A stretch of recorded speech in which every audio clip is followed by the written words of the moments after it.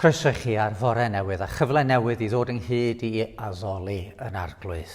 Da ni yma yng Capel y Ffynnon yn recordio gan obeithio byddwch chi'n profi bendith Duw wrth i ni gyd addoli.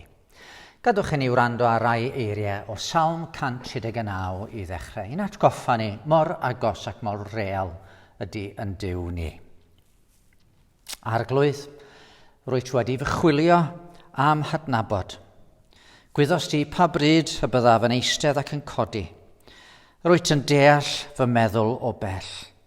Rwyt wedi mesur fy ngherddediad am gorffwys, ac rwyt yn gyfarwydd am holl ffyrdd. Oherwydd nid oes air ar fy nhafod heb i ti, arglwydd, ei wybod i gyd. Rwyt wedi cau amdanaf yn ôl ac ymlaen, ac wedi gosod dy law drosof. Mae'r wybodaeth hon yn rhy ryfedd i mi. Mae'n rhy uchel i mi ei chyrraedd. I ble yr af oddi wrth y ysbryd? I ble y ffoaf oedd bresenoldeb? Os dringaf i'r nefoedd, rwyt yno. Os cywiriaf wely yn Sheol, rwyt yno hefyd. Os cymeraf a denydd y wawr a thrigo ymhellafoedd y môr, yno hefyd fe fydd dy law yn fy arwain a dy heilaw yn fy nghynnal. Os dywedaf, yn sicr bydd y tywyllwch yn fy nghuddio a'r nos yn cau amdanaf. Eto, nid yw tywyllwch yn dywyllwch i ti. Mae'r nos yn goleuo fel dydd, a'r un yw tywyllwch a goleuni. Ti, a greodd fy ymysgaroedd, am llunio yng nghroth fy mam. Clodforaf di, oherwydd rwyt yn ofnadwy a rhyfeddol, a mae dy weithredoedd yn rhyfeddol. Rwyt yn fy adnabod mor dda. Gadewch i ni weddio. Arglwydd yn Duw, da ni diolch nad oes modd cuddio oddi wrth i ti. A ble bynnag yr ydyn ni y bore yma, yr wyt ti yn gweld ni, yr wyt ti yn gwylio ni, ac yr wyt ti yma gyda ni ar yr yw ystyr. A da ni'n gofyn y bydd yn amser efo'n gilydd, yn amser o gymdeithas efo ti. Y bydde di'n siarad efo'n calonau a neu'n cael ymateb mewn mawl ac mewn ffydd. Da ni'n gweddio hyn trwy Iesu Grist yn harglwydd a'n gwaredwr. Amen. Wel, ffocws y gwasanaethau da ni'n gynnal fan yma yn aml a feddyle fod bob sil ydy yr arglwydd Iesu Grist. Ac felly da ni am ganu emyn sydd yn canmol yn harglwydd ni. Yn meddwl am ei ogoniant. Mawr oedd Crist yn rhagwyddoldeb, mawr yn gwisgo natur dyn, mawr yn marw ar galfaria, mawr yn meiddi angau hun. Hynod fawr yw yn awr, brenin nef a deiar lawr.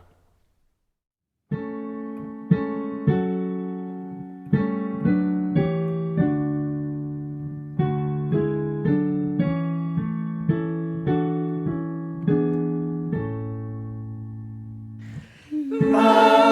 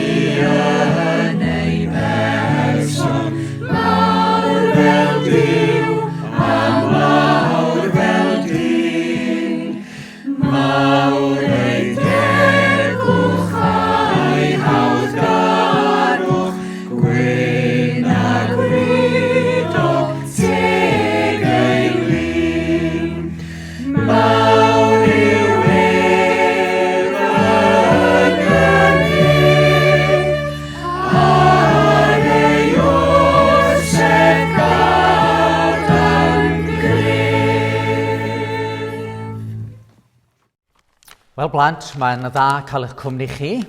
Fel ydych chi'n gweld, dwi wedi dod â rhai pethau efo fi heddiw. Un o'r pethau dwi wrth y modd efo fo ydy gwylio adar. Ac yn arbennig yr adeg yma, efo llai o sŵn a thraffig o gwmpas y lle, mae yna lot o adar wedi bod o gwmpas. Dwi'n gwybod os ydych chi efo bwrdd adar yn eich cartre chi. Mi ydyn ni efo bwrdd adar yn yr ardd. A dwi'n rhoi bwyd allan yna i'r adar. Fel ydych chi'n gweld, mae gennau gnau fan yma. Mae Tito Thomas Las wrth i fodd efo cnau. A mae gennau hadau. A wedyn yn y potyn mawr yma, mae gennau ryw beli wedi cael ei wneud allan o stwff mae'r adar yn hoffi. A mae yna bob math o adar yn dod i drio pigo ar y peli yna a cael bwyd. A wedyn fan yma, mae gennau bethau, dwi'n siŵr byddwch chi'n hoffi rhain. Be di'r rhain ydy rhyw pryfid wedi, rhyw fath o fwydod wedi marw. A mae Deryn Du a Robin Goch wrth i fodd efo pethau yma. Rwan, dwi'n rhoi bwyd allan bob dydd i'r adar. A maen nhw'n dod ac yn mwynhau cael bwyd yn yr ardd. Ond mae yna un peth sy'n ei fi chydig bach yn drist. Achos os ydw i'n trio mynd allan at yr adar, maen nhw gyd yn hedfan i ffwrdd. Maen nhw'n rhedeg i ffwrdd o ddiwrthau. Dyn nhw'n barod i fod yna os ydw i yn dod yn agos. Maen nhw'n yn ofni fi. Wel, dwi'n gwybod dwi'n fwy na nhw, a mae'n siŵr mod i'n gryfach na nhw. Ond dwi ddim eisiau gwneud dim drwg iddyn nhw. Fyswn ni wrth y modd, sy'n ni gallu dal yn llaw allan efo chydig o hadau a'r adar yn dod ac yn mwynhau yr hadau yna, achos mod i wedi rhoi o iddyn nhw. Ond nid felly mae'r adar yn hedfan i ffwrdd bob tro dwi'n mynd i'r ardd. Wel, pam dwi'n dweud hyn wrthoch chi? Wel, fel dwi'n rhoi bwyd i'r adar. Felly, da ni'n cael pob math o bethau da gan Dduw. Fo sy'n neud i'r had dyfu, i'r ffrwythau a'r llysiau dyfu. Yd yn y caeau ni fedru cael bara, yr anifeiliaid yn tyfu mwyn i ni gael cig. A mae Dyw'n rhoi cymaint o bethau da i ni. Mae'n rhoi hael i ni, mae'n rhoi glaw. Mae o'n gofalu bod gynnon ni rieni o falu amdano ni. Mae Duw yn dda iawn tuag ato ni. Ond chi'n gwybod, a lot o bobl, dyn nhw'n isio Duw, maen nhw'n ofni Duw. Wel, mae wir, mae o'n fwy na ni, yndi, a mae o'n gryfach na ni.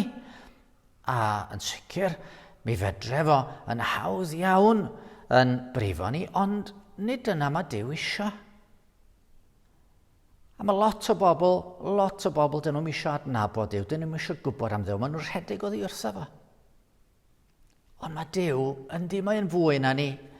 Mae o'n gryfach na ni. Ond ych chi'n gwybod, mae o isio gwneud daioni ni. Mae eisiau'n helpu ni. Mae eisiau ni i garu fo o sylweddoli fel mae o yn caru ni. A dyna pam ddoth Iesu Grist i'r byd. Mwyn i ni fedru dod yn ffrindiau i Dduw. Peidio i ofni fo yn y ffordd anghywir. Ond yn hytrach bod ni'n dod ato fo a'i alw fo yn dad, y tad gorau, y tad perffaith. Felly, tro nesaf ydych chi'n rhoi bwyd allan i'r adar, a ydych chi'n gweld yr adar yn hedfan i ffwrdd. Cofiwch, does dim eisiau ni redeg oddi wrth Dduw. Mae eisiau ni redeg at Dduw, mwyn i gael o yn help. A mi fyddwn ni'n clywed mwy am hwn bellach ymlaen wrth i ni feddwl am hanes Iesu Grist a Seimon Pedr. Rwan, mae Rebecca am ddarllen i ni o'r Beibl, darllen hanes i ni o'r Beibl, o Efengyl Luc a Phennod 5, os ydych chi eisiau edrych yr hanes i fyny. A da ni'n clywed am Iesu fan yma. Rhoi chydig bach o surprise i un o'i ddisgyblion. Mae'n rhoi dipyn o surprise i Seimon Pedr. A Pedr yn penderfynu, wel, ie, mae rhaid i mi ddilyn yr arglwydd Iesu Grist. Daw'r darlleniad bore yma o Efengyl Luc, Phennod 5, adnodau 1 i 11. Unwaith, pan oedd y dyrfa'n gwasgu ato ac yn gwrando ar air Duw, ac ef ei hun yn sefyll ar lan llyn Genesaret, gwelodd ddau gwch yn sefyll wrth y lam. Yr oedd y pysgotwyr wedi dod allan ohonynt, ac yr oeddent yn golchi eu rhwydau. Aeth ef i mewn i un o'r cychod, eiddo Seimon, a gofyn iddo wthio allan ychydig o'r tir. Yna eisteddodd, a dechrau dysgu'r tyrfaodd o'r cwch. Pan orffennodd lefaru, dywedodd wrth Seimon, dos allan i'r dŵr dwfn, a gollyngwch eich rhwydau am ddalfa. Atebodd Seimon, Meistr, drwy gydol y nos buom yn llyfurio heb ddal dim, ond ar dy air di mi ollyngaf y rhwydau. Gwnaethant hyn, a daliasant nifer enfawr o bysgod, nes bod ei rhwydau bron a rhwygo.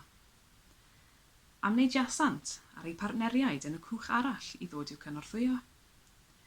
Deithant hwy, a llwythasant y ddau gwch nes ei bod ar suddo. Pan welodd Seimon Pedr hyn, syrthiodd wrth luniau Iesu, gan ddweud, dos ymaith oddi wrthyf, oherwydd dyn pechadurus o'i fi arglwydd. Roedd ef, a phawb oedd gydag ef, wedi ei syfrdanu o weld y llwyth pysgod yr oeddent wedi ei dal. Ar un modd Iago ac Ioan, meibion Sebedeus, a oedd yn bartneriaid i Seimon. Ac meddai Iesu wrth Seimon, paid ag ofni. O hyn allan, dal dynion y byddi di. Yna deithant ar cychod yn ôl i'r lam, a gadaw popeth a'i ganlyn ef. Wel, da ni am ganu emyn arall. Mae hon yn un o'r emynau newydd sydd yn dangos mae Iesu ydy'r brenin a phob dim yn ei ddwylo fo. Iesu yw'r ior, y gris sy'n atsain drwy y cread, disglair ei rym, tragwyddol air, ein craig, gwir fab ein Duw sy'n llenwi'r nefoedd a'i ogoniant, sy'n ein gwahodd i brofi'r bara byw.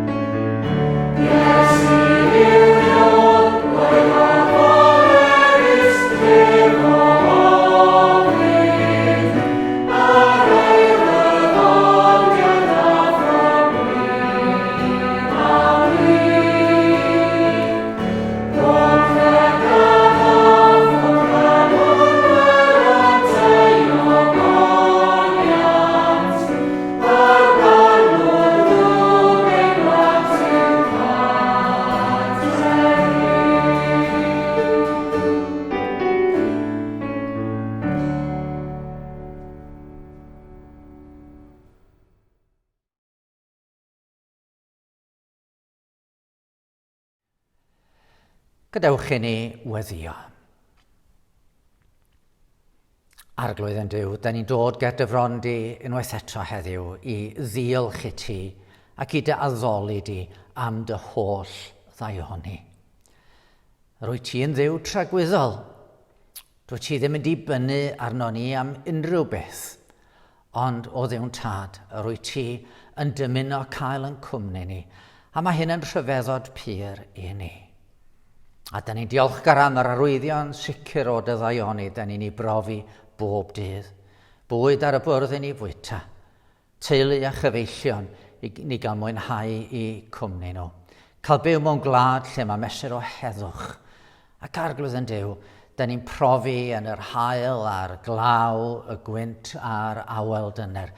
Da ni'n profi dy fod ti'n Dduw galluog sydd yn gwylio dros ein byd. Ond da ni o Arglwydd yn Duw yn diolch i ti'n arbennig y bore mawr newydd am dy fod ti wedi dangos faint o'r ti yn caru ni trwy ddanfon dy fab yr Arglwydd Iesu Grist i'n byd ni. A da ni'n diolch fod Iesu yn frenin y nefoedd i fod o wedi bod yn barod i fod yn ddim yn mwyn ni. I ddarostwng a'i eni yn faban a byw yn dlawd. Ac yna wedi cyfnod o siarad efo pobl amdana ti, o ddangos dy drigaredd a dy gariad i bobl, o weithredu mewn ffordd rhyfeddol i roi iachad i'r cleifion, golwg i'r deillion. Wedyn, mynd i'r groes a dioddau yno yn lle ni. Ac Arglwydd yn Duw, da ni'n rhyfeddu eto am ostyngeidrwydd brenin y brenhinoedd yn barod i hongian ar groes a dioddau'r tywyllwch yno mwyn i ni gael maddeuant am yn beia. Ac felly da ni'n diolch i ti am yr atgyfodiad gogoneddus fod yr Iesu hwn wnaed yn ddim wedi cael ei gyfodi o'r bedd yn fyw, ei fod o wedi esgyn i'r nef, ei fod o yn eistedd mewn gogoniant unwaith eto, yn disgwyl am yr adeg y bydd y deyrnas yn dod yn ei chyflawnder.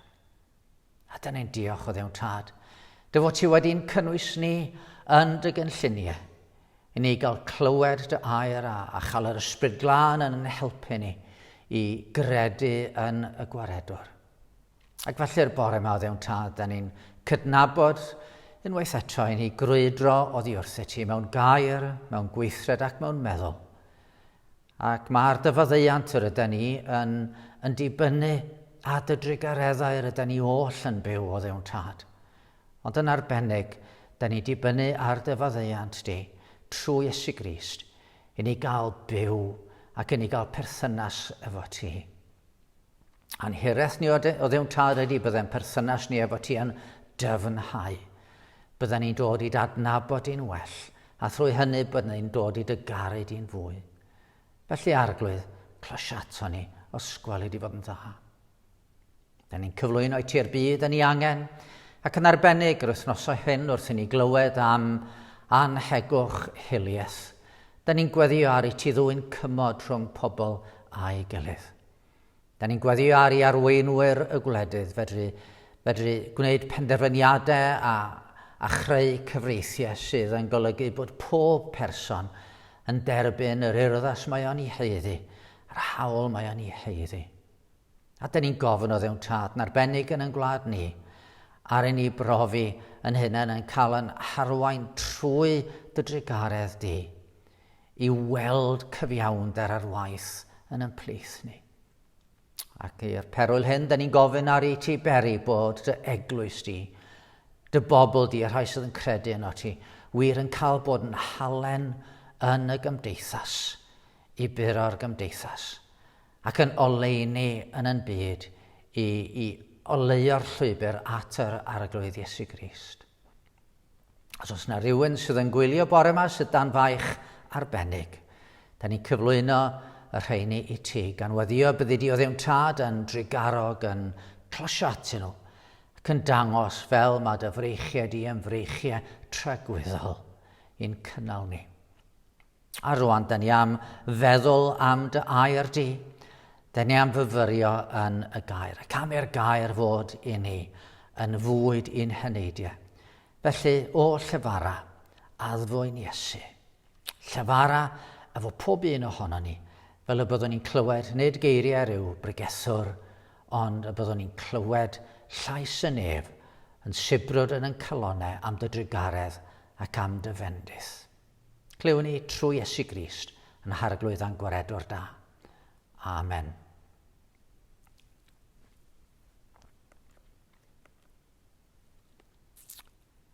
O cyn meddwl am yr hanes ddaru Rebecca i ddarllen, fe gawn ni ganu emyn arall, sy'n sôn am pa mor werthfawr ydy Iesu i'r Cristion. Ni feddaf ar y ddaear lawr, ni feddaf yn y neb ag aberin anwylym, yn unig ond fe. Mae ynddo'i hynna'n drysor mwy nag sy'n yr India lawn. Fe brynodd i mi fwy na'r byd ar groesbren un prynhawn.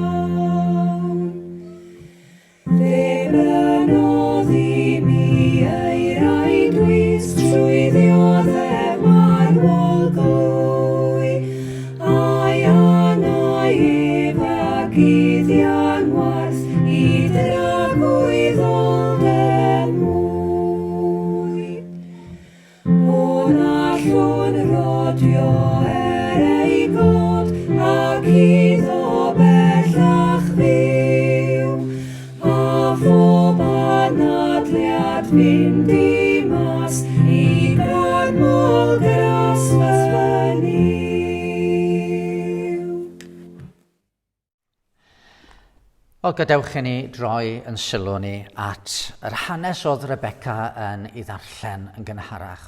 Da ni wedi bod yn edrych ar boreau yma ar wahanol bobl yn dod i gwrdd ar arglwydd Iesu. A heddiw da ni'n troi at hanes un o'r rhai mwyaf enwog, un o ddisgyblion yr arglwydd sef Pedr. Mae'r hanes ar gael ar ddechrau Efengil Luc, y 5 benod ar ddechrau'r benod. Ac os da chi eisiau un adnod i feddwl amdani, mae'r 8fed adnod yn un dda. Pan welodd Simon Pedr hyn, syrthiodd wrth luniau Iesu gan ddweud, dos ymaith oedd i wrthyf, oherwydd dyn pechadurus o i fi arglwydd. Mae'n siŵr mae un cwestiwn sy'n cael ei holi i rhan fwyaf o blant ers amser ydy, be wyt ti eisiau bod pan wyt ti wedi tyfu fyny? A tro cyntaf, mae'n ei holi efalle bod ni ddim yn disgwyl rhyw ateb difrifol iawn, oherwydd mae plant yn gallu newid i meddwl. Ac un wsnos mae un peth wedi bod yn amlwg, wsnos arall mae rhywbeth arall wedi bod yn amlwg. Dwi'n cofio pan o'n i'n blentyn. Os o'n i wedi bod ar wyliau efo fy ewythr a modryb a anghefndryd, oedden nhw'n byw ar ffarm, so pan o'n i'n dod adre, o'n i eisiau bod yn ffarmwr. O llawer iawn o hogiau eisiau bod yn yrwr tren. A wedyn yn y 60au wrth i mi dyfu, oedd na gyfnod pan oedden ni gyd eisiau bod yn astronaut. Neu mae'r eraill eisiau bod yn nyrs neu'n feddyg, pob math o bethau. Ond wedyn, mae'n adeg yn dod pan da ni'n gorfod meddwl yn fwy o ddifri, be da ni eisiau bod a pa lwybr da ni am geisio i ddilyn. Oherwydd mae yna gymaint o ddewis allan yn y byd mawr y dyddiau yma'n does. Mae cymaint o lwybrau gallwn ni i dewis, llwybrau gwahanol. Ble bynnag da ni'n dod ohono fo, mae yna gyfleon i ni fynd i wahanol gyfeiriadau. A'r peth cymharol ddiweddar ydy hwn, da chi'n gwybod yn hanes y byd. Am ganrifoedd lawer, mi fydd y plentyn yn gwybod yn iawn be oedd yn mynd i fod pan oedd wedi tyfu. Achos oedd o'n mynd i ddilyn i rieni yn beth bynnag oedd nhw yn ei wneud. Felly os mae saer oedd eich tad, yna saer fyddech chi.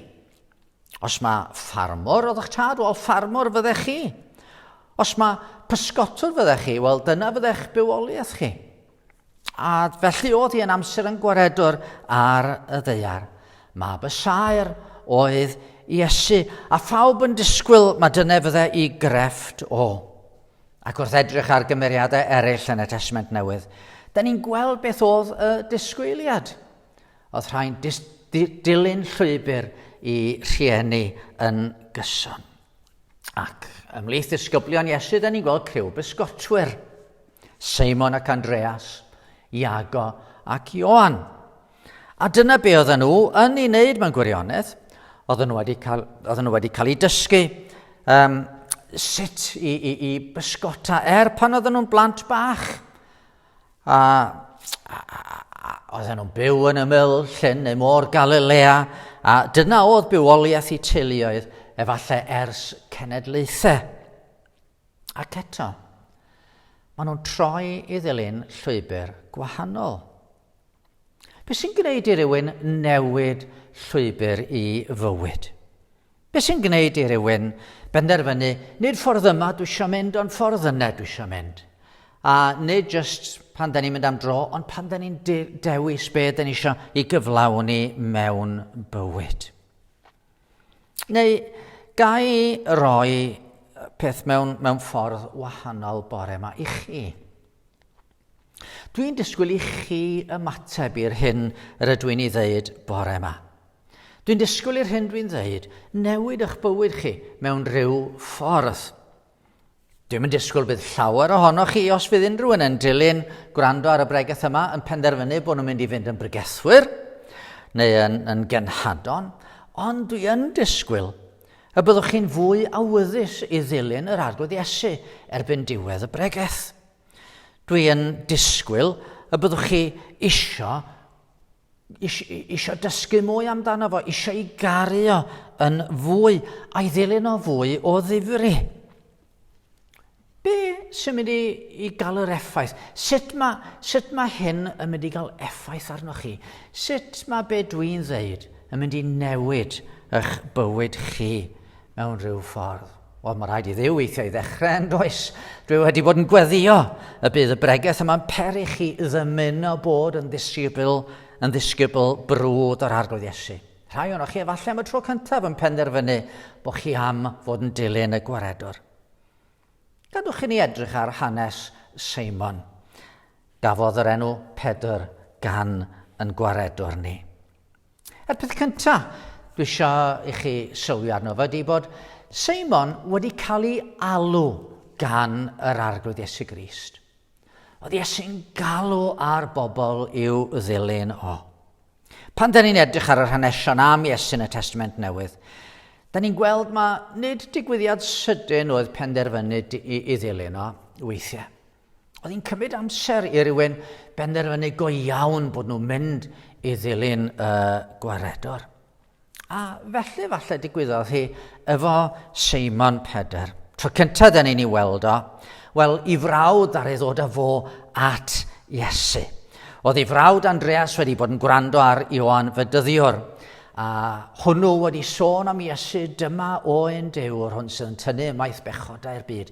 Oedd Andreas di mynd ar ôl Iesu wedyn i gael gwybod mwy amdano fo, ac ar ôl treulio chydig o amser efo fo, oedd o'n siŵr, dyma ni yr un sy'n rhaid i mi ddilyn.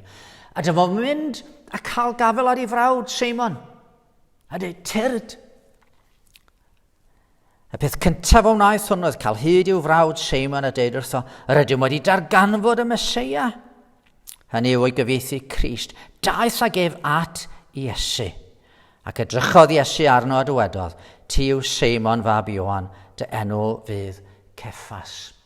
Enw a gyfieithu'r Pedr. Mae'n amlwg fod yna rhywbeth am hwn oedd yn wahanol.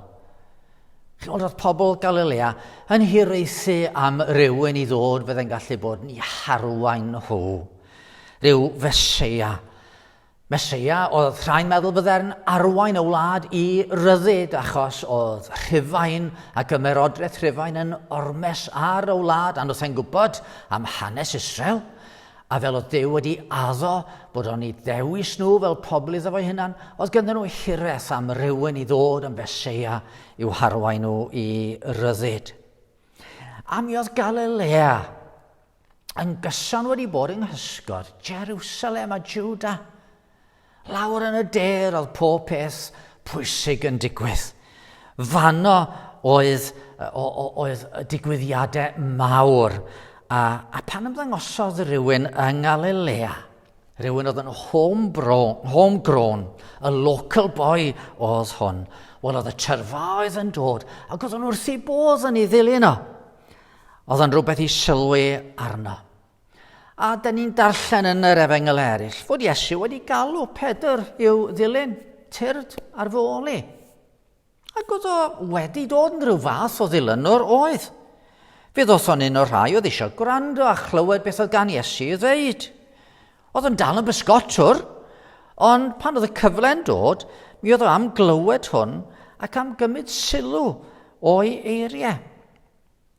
A felly dwi'n meddwl, mae yna lawer iawn o bobl yng Nghymru sydd wedi clywed am Iesu.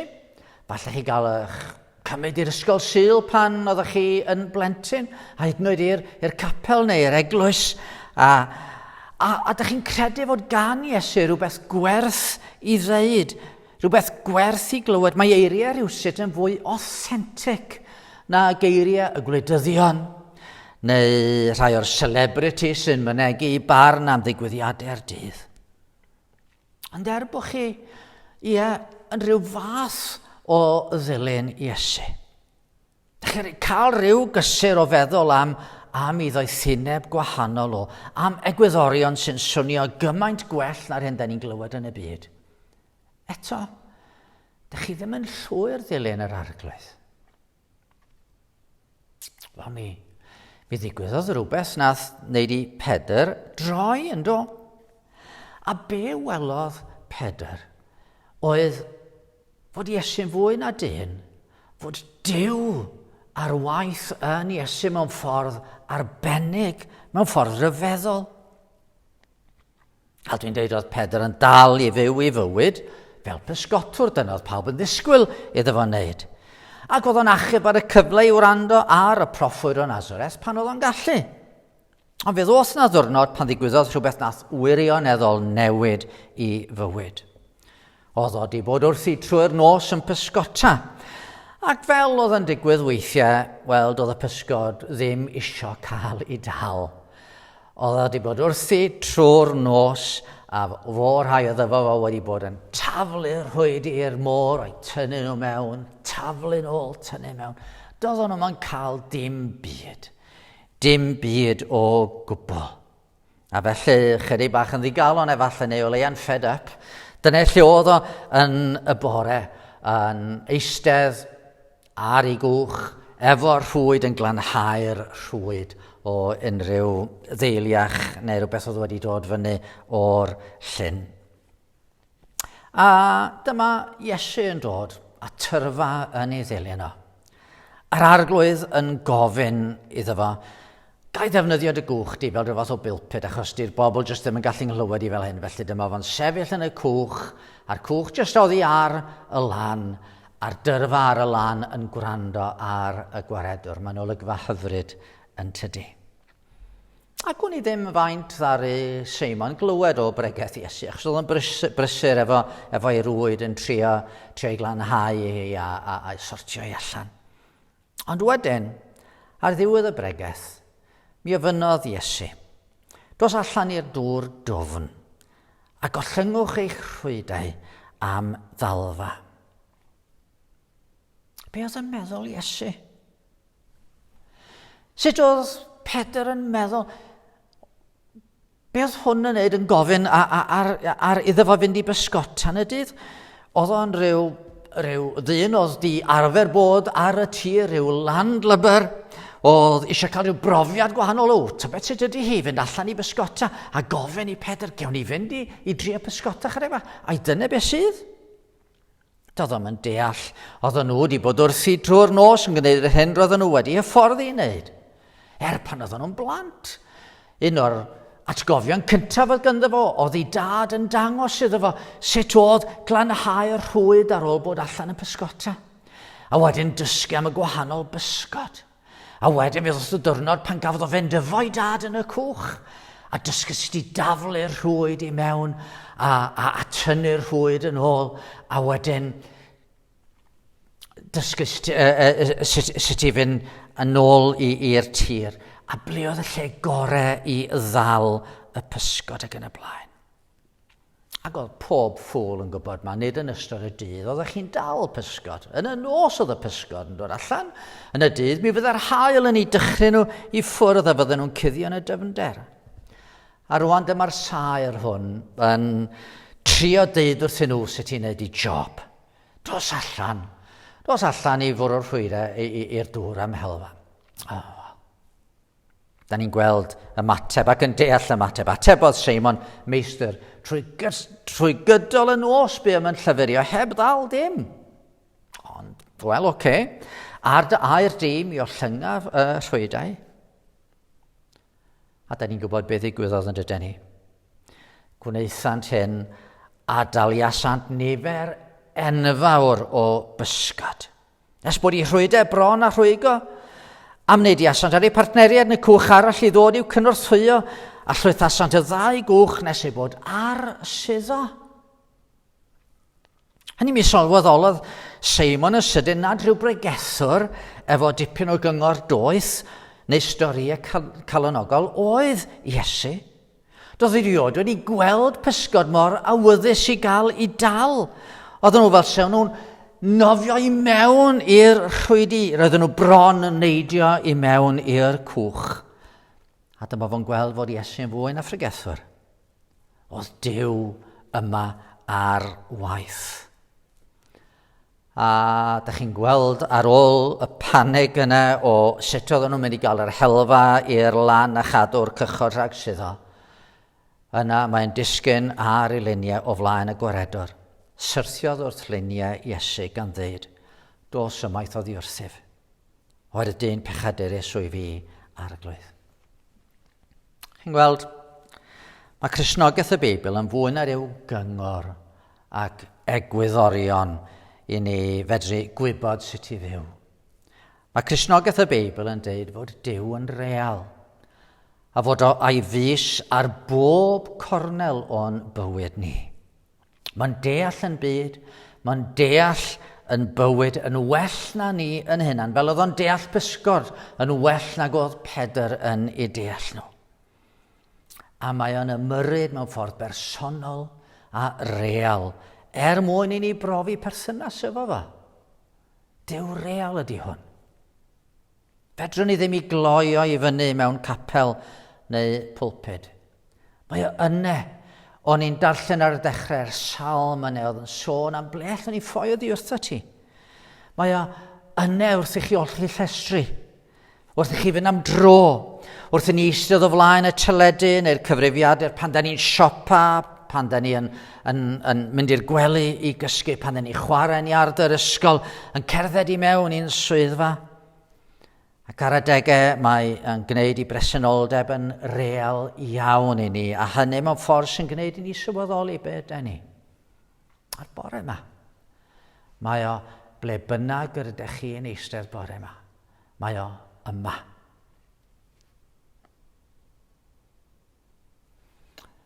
A da ni'n dod at pwynt mawr falle. Mi brofodd Seimon faddeuant yr arglwydd Iesu Grist. O Seimon wedi camddeall Iesu. Doedd o ddim wedi meddwl yn iawn amdano. Doedd o'n mwyn sylweddoli fod Duw wedi dod yn ddyn yn Iesu Grist. Ac oedd o'n sylweddoli fod hwn yn gwbl wahanol. Be sy'n dod i'ch meddwl chi pan ydych chi'n meddwl am Dduw yn dod yn agos, neu Duw yn dod yn real i chi? Be di profiad dilys o Dduw? Rhywbeth exciting? Rhywbeth llawen? Wel, mi all fod ar adegau ac eto. Mae ymateb Pedr yn awgrymu ni fod y profiad yn gynhyrfus, ond nid yn y ffordd fydden ni yn ei ddisgwyl. Syrthiodd wrth luniau Iesu gan ddeud, o symaith o ddiwrthif, oedd y dyn pechadurus o'i fi ar y gloedd. Diolch yn deud, dwi'n cystol pysgotwr a ti. Mae'n deud, dyn pechadurus o'i fi. Dwi'n yn heiddi bod yn dy gwmni di o gwbl. Ond na rhywbeth ofnadwy am y presenoldeb hwn. Dos ymaith o ddiwrthif. Ond na ryw ogoniant yn perthyn i'r person yma oedd yn sefyll o flaen Pedr. A'r gogoniant yma ni osod o ar wahân ryw fawredd, ryw sancteiddrwydd. A dyna da ni'n gweld dro ar ôl tro yn y Beibl fod y profiad o gyfarfod Duw yn gallu bod yn ddychrynllyd i bobl. Pan oedd Jacob yn ffoi oddi wrth esau ei frawd, a dyma fo'n goredd lawr i gysgu, a dyma fo'n cael breuddwyd a sylweddoli fod Duw yn agos.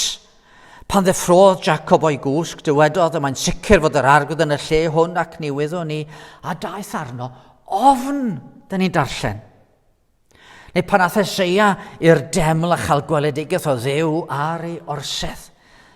Yn y dywedais, gwae fi, mae wedi darfod amdanaf, dyn ei wefusau'n aflan y dwyf, ac ymysg pobl ei gwefusau'n aflan yr wyf yn byw. Ac eto rwyf am llygaid fy hun wedi edrych ar y brenin ar y glwydd y lluoedd. A presenoldeb Duw yn aml fel dod wyneb yn wyneb a llew. Ac nid llew tu ôl i ryw fariau mewn sw, ond llew yn rhydd yn y goedwig, a nynau yn ddi am ddiffyn. Da ni dod i weld fod y Duw hwn yn gwybod popeth amdano ni, yn meddylu a cudd hyd yn oed. Does dim esgus ger i bron o, does dim cuddio o flaen hwn. Mae yna sylweddoli fod o'n lan y tu hwnt i'n dychymyg, a nynau wedi'n heintio bob un ohono ni. Ond pan da ni'n sefyll o flaen Duw fel yna, efallai ofn yn gafel yn ein calonau ni, be sydd yn digwydd? Mae Duw'n dod mewn cysur ato ni. Mae'n dod mewn trigaredd, mae'n dod mewn maddeuant ato ni. Medda Iesu'r Seimon, paid ag ofni. O hyn allan, dal dynion byddi di. Wyt ti di meddwl mae ffrwyth dysbryd di bydde dal pysgod a ennill digon o fywoliaeth i roi bwyd ar y bwrdd bob dydd i dy deulu. Ond dwi am roi ffrwyth gwahanol i ti. Mi fydd dy dystiolaeth di i mi wrth i ti ddod i fadnabod i yn well. Mi fydd dy ddylanwad di ar bobl yn newid bywydau. Fe bod eraill yn dod i weld pwy ydw i, fel yr wyt ti wedi dod i weld pwy ydw i. Mi fyddan nhw'n dod i brofi realiti'r Duw sydd wedi ymyrryd yn dy fywyd di rwan. A mi ddod sy'n gynharach yn y bregeth. Ymod i am yng ngeiriau fi eich newid chi.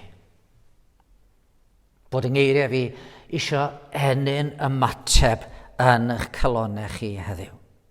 Sgynna i'n diddordeb ydych chi'n meddwl bod i'n bregethwr da i peidio, nid dyna'r pwynt mewn unrhyw ffordd. Dwi eisiau chi glywed llais Duw a sylweddoli fod yn agosach ato chi na'ch anadl eich hunan. A dwi am eich gwybod fod yr Iesu yma nath i'r pysgod neidio i fewn i rwyd Pedr, i fod o yma rwan yn eich ystafell chi ac yma efo fi fan yma wrth i ni fynd trwy'r gwasanaeth yma, a'i fod am i ni brofi i faddeuant. Bod am i ni wybod am i ras a'r waith yn bywyd ni. Dwi eisiau i'n ffydd i yng Nghristnogaeth i fod yn Gristnogaeth real. A dwi eisiau eich ffydd chi, a'ch profiad chi o Dduw, fod yn brofiad real. Oedd nid dod yma i berfformio ydw i, ond dod yma i'ch gwahodd chi i gyfarfod person yr arglwydd Iesu Grist. A pan da ni'n ei gyfarfod o yn ei ogoniant, a'i gyfarfod o yn ei drigaredd, yna dyna beth sy'n newid yn bywydau ni. A pryn ydyn ni'n mynd wedyn i fod yn bregethwyr, neu'n gynhadon, neu'n unrhyw beth arall. Mi fydd Duw yn real yn ein bywyd ni a fydd o'n dangos ei hun i eraill trwy am ni. Cadwch yn ei ganmol yn gwaredwr wrth i ni gloi yn Oedfa. Pwy ond Iesu sy'n gallu gwneud hyn i y fywyd y rywun? Felly, mi ganon ni efo'n gilydd. Clodydd anfeidrol sydd i Iesu gwyw. Fy iôr, fy rhan, fy mara bywiol yw. Ynddo rwy'n byw, ac arno rhof ym mhwys. Gwared yw na rhag distriw angau dwys.